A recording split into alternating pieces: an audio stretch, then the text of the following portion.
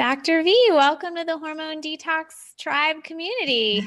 Thanks so much for having me, Bridget. I'm really excited to be here. I'm excited to have you. I want to share a bit about my background with you. I actually interviewed you a long time ago when your book came out or was kind of newer out. I think it was like 4 years ago I interviewed Yes, you, something like that's that. right. Yeah, the first Yeah. edition came out in 2014, so almost 5 years now. 5 years. Okay.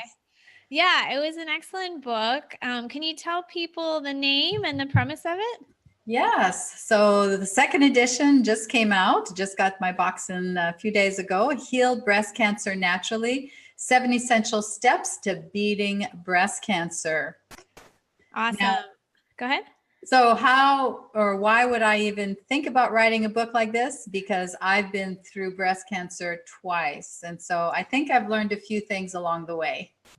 Yeah, and I remember from the first time I interviewed you, you're a practitioner and you were doing like tons of healthy things. So you were really like stunned that you had breast cancer, which I'm sure everyone, like when they get that diagnosis, you question like, how did this happen? What's going on? So can you tell us a bit about those early days? Yeah, absolutely. So I was in practice for 25 years. This was back in 2004. And I was in the shower doing a breast exam, which I really didn't know what I was doing, but I was just kind of feeling around in there. And then bam, felt that lump that changed my life forever, professionally and personally. And, I had to ask myself those questions. How could somebody like me develop cancer?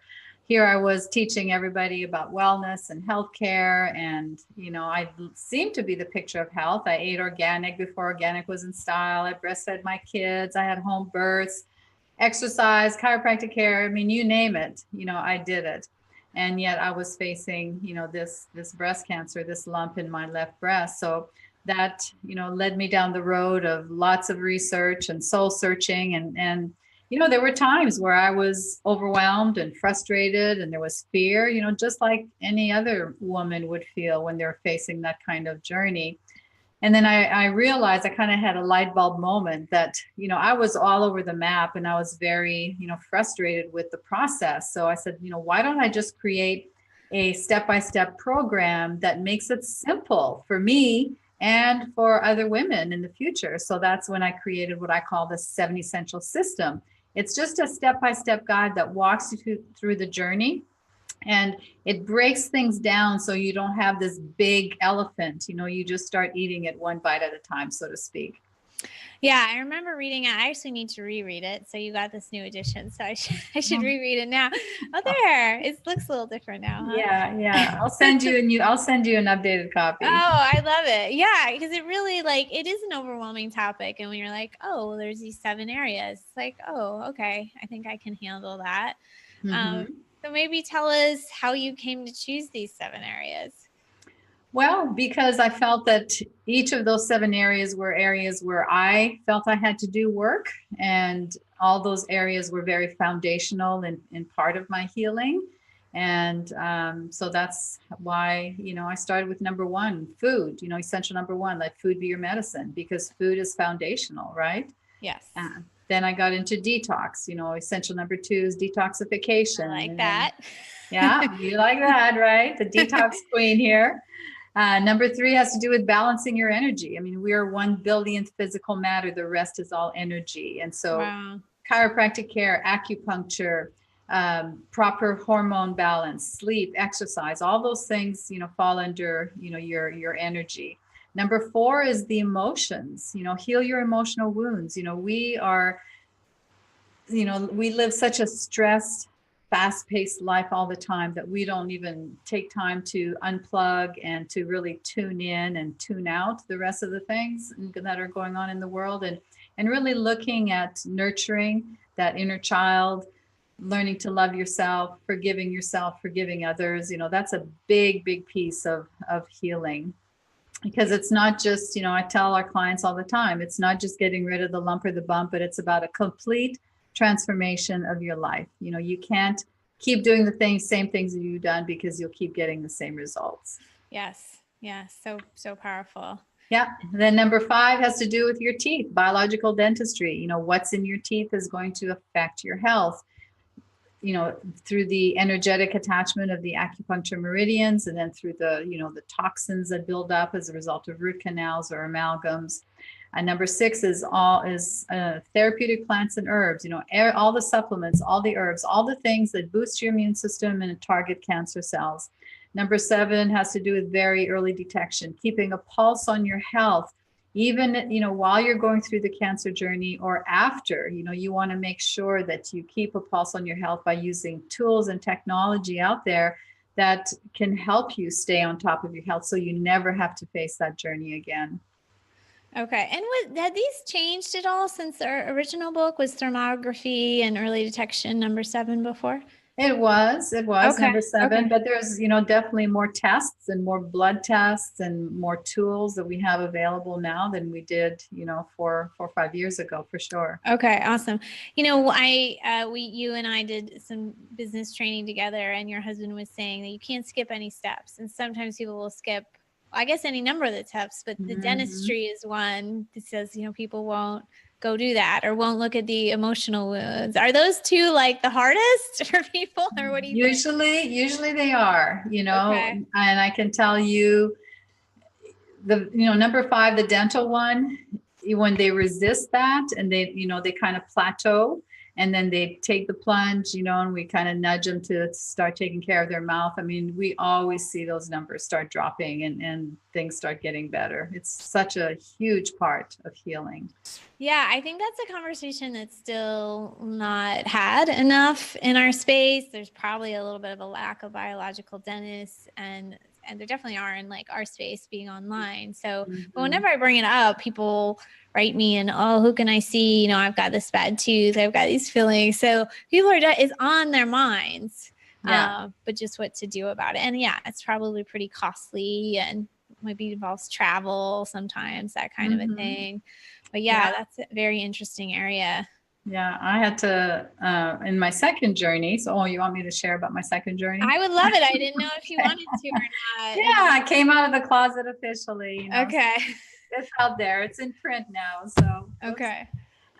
So back in 2015, so I was known as the breast cancer conqueror, and my team and I were coaching women literally all over the globe, and I was working from sun up to sundown. I mean, I wanted so desperately to help these women because there were so many women, reaching us and asking for help. And I neglected the signs and the symptoms of my own health, right? I kept pushing through it. Nose to the grindstone,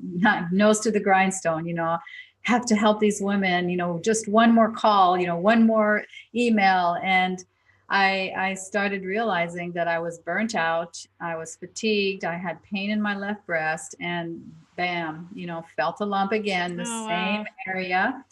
And this one was even more difficult because here I was the face of breast cancer conqueror, right? All these women were relying on me, and I'm like, am I a fraud? Do the 7 essentials really work? How can I have breast cancer? And I'm telling all these women that, they can get well. So I had to work really, really hard. Had to change a lot of things in my life. I pulled back. I trained people to do the coaching. I took more time off. I did more things to bring me joy, less things that caused me pain, and looked at the issues that created that perfect storm. My hormones were off. I was having thyroid issues. I had an autoimmune issue with my tooth. Top left, that sat on the left breast meridian. I had something called root resorption, where the immune system attacked the tooth. It was empty. It ate it from the inside out. Wow. I know. I had no idea. There was just a tiny little dot on it. And the dentist said, well, let's just, patch it up. And when she did, the drill went right through. It was empty. I'd never heard of such a thing. So I had to address, the autoimmune issue, go back to do some more emotional work. I really had a great team. I had, an awesome, DO, medical doctor. I had EFT coaches. I had a naturopath. I had all kinds of people, rallying around me and getting me through that journey. And then the great news is, as of August of 2018, everything is clear, ultrasounds, blood work, scans, everything. And so, I feel better and happier and healthier than I did 20 years ago. So that's a good sign. Yeah. Yeah. And you look amazing. You always look amazing. Oh, thank you. Well, I want to say a couple of things about what you just said, and then kind of go on to this whole concept of healing naturally. So you know so much, but yet you had to call in the troops. Like, I think that's a really important lesson. You know, when you're carrying like a burden, like you can't do it alone. And then that we're always like susceptible again. I think we're so, you know, the idea of a cure is so tantalizing, right? But like you said, the conditions that make you sick, we can repeat those conditions. We can go right back to them. Yeah. So it really is about a lifestyle, right? Not just like a quick fix. Exactly. And that, I would say, that's probably my biggest takeaway from the second time around is stress is not part of my vocabulary anymore. If I start feeling it, I pull back, I shut everything off, and I schedule time for myself, you know, for meditation, for exercise, for tennis. You know, it's I enjoy my life now. Yes, I still have a lot of busy work, but there's so much more balance in what I'm doing. That's so great. So I know one thing you said is about your practice to me is there's people who are prevention, people who just found out, people who, you know, at different stages of the journey. And I want to present to our audience like that this doesn't have to be scary and you can approach this naturally. So tell us, I don't know, it's not a great question. Like, I don't know, tell us more about like, I guess maybe like that model of, you know, radiation and drugs and all this, which may seem like the only way, right? When it's presented to us. And but Right. I love what you do because you really strongly exist in this paradigm that there's like another way of doing things, and you really like hold space for that. Because I think people do become so scared. So tell us, yeah, maybe just tell us about like more about those options and how you've seen them like be successful. Well, first of all, when you get that diagnosis, you know, right away, you know, traditional medicine wants to put you on that, you know, that treadmill of, you know, bam, bam, bam, let's start all these different therapies. But the thing you have to realize is that you have time, right? Breast cancer, depending on the circumstances, is not a critical life and death situation, right? It's not like having a heart attack. So you have time to look at your options. And I'm not against, you know, women that do traditional medicine. And I mean, my hat goes off to them because they're taking a very difficult path. They know what they're getting themselves into. But, you know, that model is the, you know, the whole philosophy is let's destroy this cancer without looking at the root cause of what allowed the cancer to develop in the first place. And so we get women that are using traditional medicine, but we teach them to support their bodies from all the side effects of the, you know, the therapies that they're getting. And they come out on the other side. So we have a mixture of both. Some women just do totally evidence-based natural medicine, and they come out on the other side, you know, much healthier and much happier. Now, you know, we can't claim, you know, cure or 100% success rate. I mean, everybody's different. And, you know, I don't know what goes on behind closed doors in people's homes and how they really live their life. But you know, just the other day, I just received another in our Facebook group, you know, another one of our clients, you know, oncologist says she's clear, everything looks good. And, you know, it happens. I mean, I'm living proof of it, and our community is living proof of it as well. Yeah, you've got a huge community. Your blogs are really great. Sometimes when I'm searching for something, one of your blogs comes up. It makes me happy. Okay, Like, well, oh, thank you. yeah, that's always a good time. So yeah, you've influenced like a lot of people. So I wonder if you could tell us again, like maybe where they can get the book, what else is to offer on your website. I know you've got like a free gift as well. Yeah, so you can go to breastcancerconqueror.com, and and if you do free slash, not slash, but free book, you can get section 2 of the book is why did I develop breast cancer, right? Oh, that's a big question because women wonder, you know, why. So breastcancerconqueror.com/free book, and you can get a section of the book for free, and you can find the book on Amazon. Okay, awesome. I just want to share a little personal note too. Like the first time I interviewed you, I was really happy to see that the concepts are really giving you health now. I remember talking to you about that. They can help create hormone balance, energy, lose weight.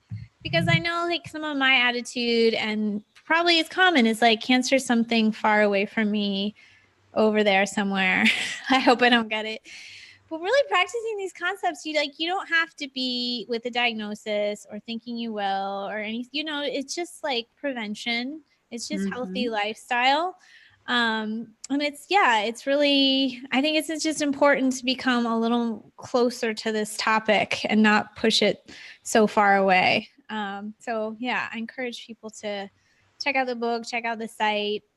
Thinking about it won't give you cancer. Learning about it won't but not learning about it, you could find out much later that you have a cancer. It's just exactly. it. So And there's so many ways to be proactive with prevention. There's thermography, if there's mammography, if that's what you choose to do, ultrasound, there's blood work that you can do now, excuse me, that, we call them liquid biopsies, where they can actually measure, proteins and cancer methylation in the blood. So you have an idea if you're actually producing breast cancer.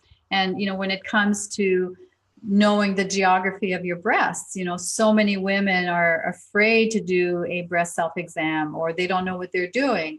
And so we wanted to create a solution for that. And we created something called My Breast Friend. Now, how many women out there actually know how to do a breast self-exam? We've never been trained. No. And it's really a shame. So the good news is there is a foundation called Mammacare Foundation that created a breast model that looks like this. So it feels like real breast tissue on one side, and it's got lumps at various sizes and various depths in the model. And this model was actually used for the last 30 years to train medical doctors on how to do a proper breast exam, how to feel what a suspicious lump may feel like. And so the manufacturer of the model asked me to take this to the general public, so women can now have access to this model and learn with an instruction booklet and video how to do a proper breast self-exam, because it's not just poking and feeling your breast. There's got to be a method to it.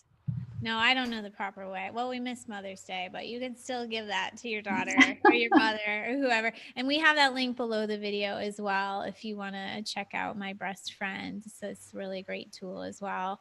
So thank you for all your work. I really appreciate what you're doing and coming on to share. We'll make sure we share this in a few platforms so people can get the word. Yeah, thanks, Bridget. It's been awesome. Thanks for sharing my message of hope. Our mission is to save lives one breast at a time. I like it.